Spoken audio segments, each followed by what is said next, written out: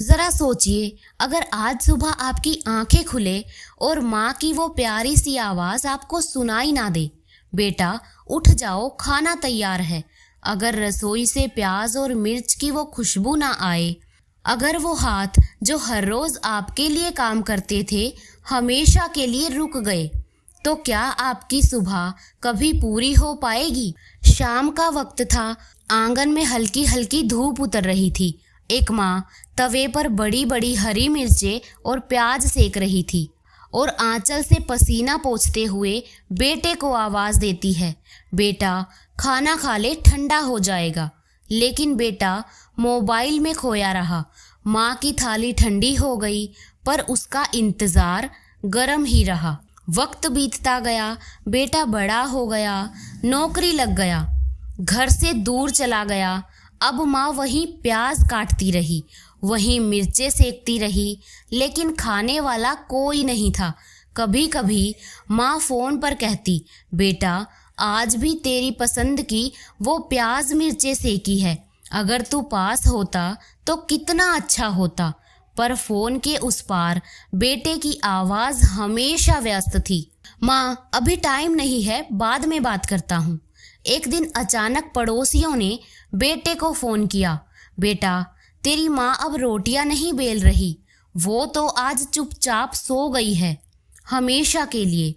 बेटा भागा भागा आया और तब तक तवे पर रखी वो मिर्च प्याज ठंडी हो चुकी थी और प्याज काटने वाला वो चाकू वहीं रखकर माँ हमेशा के लिए आंखें बंद करके सो चुकी थी।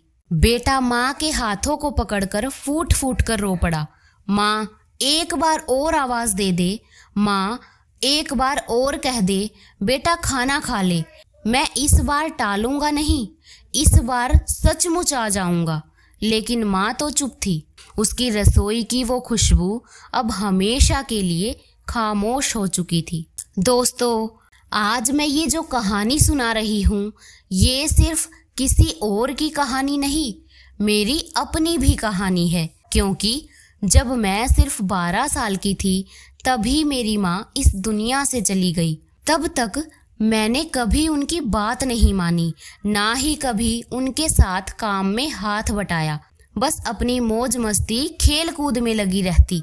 लेकिन माँ चली गई और ज़िंदगी ने मुझे सिखाया कि माँ का होना ही सबसे बड़ा सहारा है।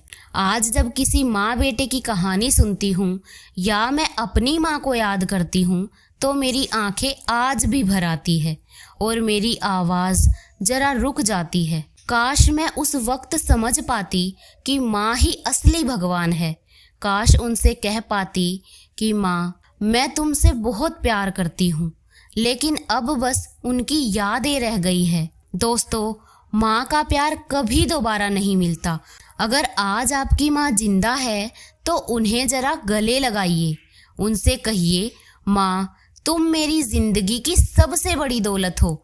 क्योंकि जब माँ चली जाती है तो इंसान चाहे जितना भी बड़ा हो जाए, दिल के अंदर एक बच्चा हमेशा अपनी माँ को ही ढूंढता है। अगर इस कहानी ने आपके दिल को छुआ हो तो इसे शेयर कीजिए, ताकि कोई और बेटा या बेटी देर होने से पहले अपनी माँ से कह सके, माँ I love you.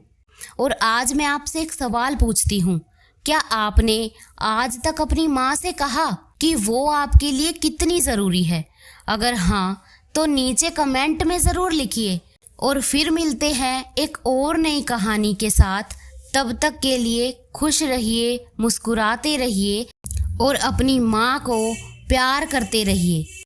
Radhe Radhe.